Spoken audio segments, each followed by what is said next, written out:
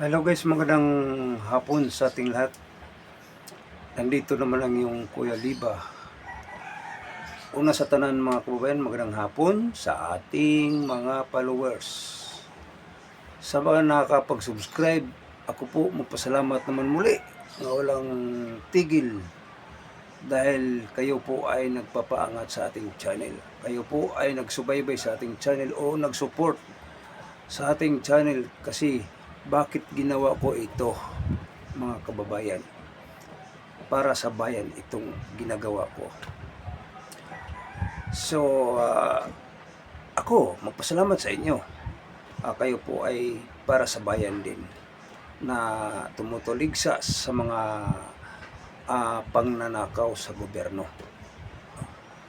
So, salamat sa inyo mga kababayan na kayo po ay lagi nakasupport sa ating channel, nagsubaybay sa tuwing i-upload natin mga kapatid. Thank you po no sa kahit paano kayo po ay naging ano tawag nito ay isang bayani, tawagin kitang bayani mga kababayan no? Kasi para sa bayan ang ginagawa natin. So di pa tayo dadako sa ating usapin. Para sa ating mga followers, viewers sa mga malalayo no, shout out sa mga support sa inyo, lalo na sa support ni Duterte diyan sa Netherlands no. Sa mga OFW, kumusta, shout out sa inyong lahat. Ako po ay nagbumabati sa inyo bagat man ay hindi pa tayo monetize no. Hihingiin ko sa inyong mga malambot nga mga puso nga itong ating channel suportahan ninyo mga kababayan kung saan man ng sulok ng mundo para sa bayan itong ating mga ligasiya no? Kasi alam naman natin hindi ayaw natin yung mga namang nanakaw nga mga salitang Bisaya kawatan sa gobyerno, ayaw natin yun no? So ano pang inaantay, pindutin na niyo yung bell button para updated tayo na i-upload natin araw-araw. Maraming salamat. God bless. Mabuhay na mga bayaning Pilipino. So, mga kababayan, dito tayo na. Pag-usapan natin dito,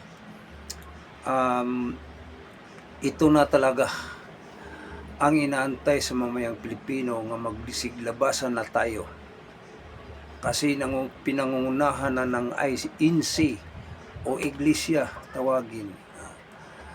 Pinangunahan ng Iglesia ni Cristo nga nandoon na sila sa monument. Nandoon na sila kasi si Dante Marcolita kasuhan, gustong igiit ni Dante Marcolita nga papanagutin yung nakaw sa pera nating buhis. Pero at ano ang nangyayari mga kababayan? Si Dante Marcolita pa ang kinakasuhan nga isang mangnanakaw, pero ang nandyan sa gobyerno bilyon-bilyon ng ninakaw, hindi kinakasuhan. Ano ito? Mga kapatid, anong tawag ito mga kapatid? Si Dante Marcolita kasuhan ng plunder. Pero nandiyan sa gobyerno, nga bilyon ang ninakaw, walang kaso. Walang napanagot. Ano? Mabuti pa, mga kapatid, magkakaisa na kasi pinangunahan ng Iglesia ni Cristo. Yan lang ang pinapalabas ni Dante Marcolita nga ayaw natin ng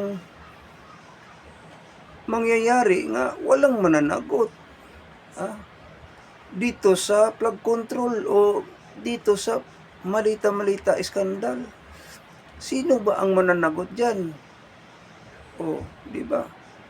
Dapat ang mananagot diyan ay nandiyan sa gobyerno mismo. Ah, di ba isang kabaliktaran mga kapatid, no? Kaya nga, ano pang inaantay? Magsama-sama na doon sa ano, sa monument.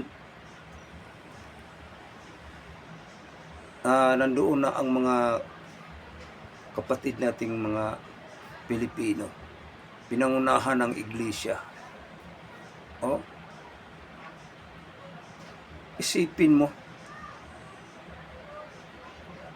laking kabaliktaran ang nandyan pa sa gobyerno mo, yung nagkaso kay Dante Marcolita. Laking kabaliktaran mga kapatid, no? Malaking kahihiyaan ito sa gobyerno. Mismo ang gobyerno ni Admin Marcos mismo ang nangnakaw. Paano yan? Sino ba ang mananagot?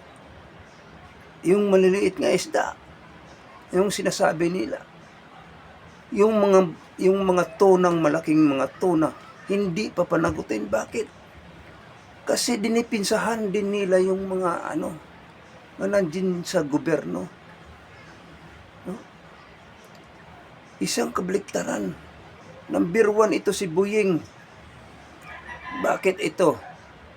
Kinakasuhan mo, Boyeng, si Dante Marcolita. Samantala yung amo mo, bakit di mo ipatawag? Di mo kinakasuhan. Dapat kasuhan mo. Di ba isang sampal ito sa mismong gobyerno ninyo? Kayo ang mga kawatan diyan sa gobyerno. Tapos kakasuhan ninyo mga plunder, yung mga tao nga nagsalita lang sa katotohanan. Bakit ayaw ninyong mangyari yun? Tapos dami pang nyo nga impeach Inday Sara. Bakit ganun? Dahil ayaw ninyong masabi o kayo ay isang tinatawag na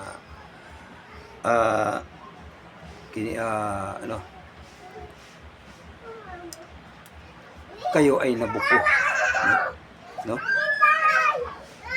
Mga kababayan. So yan, malaking sampal sa gobyerno nila yan, no? So mga kapatid, nandoon na ang balik-balik tayo, nandoon na ang iglesia ni Kristo. Pinangunahan na talaga. Ano pa bang inaantay? Dapat alisin na ito si Bongbong Marcos, ito si Boyeng Rimulya, para mawala na yan sila. Yan lang ang ating dyan. Yan lang ang ating mga mga kapatid.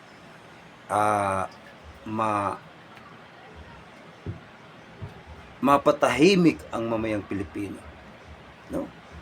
Para mapatahimik ang mamayang Pilipino. So, yan mga kapatid. Itong hapon na ito, sana nagustuhan itong content natin. Paki-share, paki-follow. Ako po ay hinihingi ninyo ang mga puso ninyong mamalalambot. Sana ay palakasin pa ninyo ang ating channel. Suportahan ninyo. Maraming salamat. God bless. Mabuhay Pilipinas.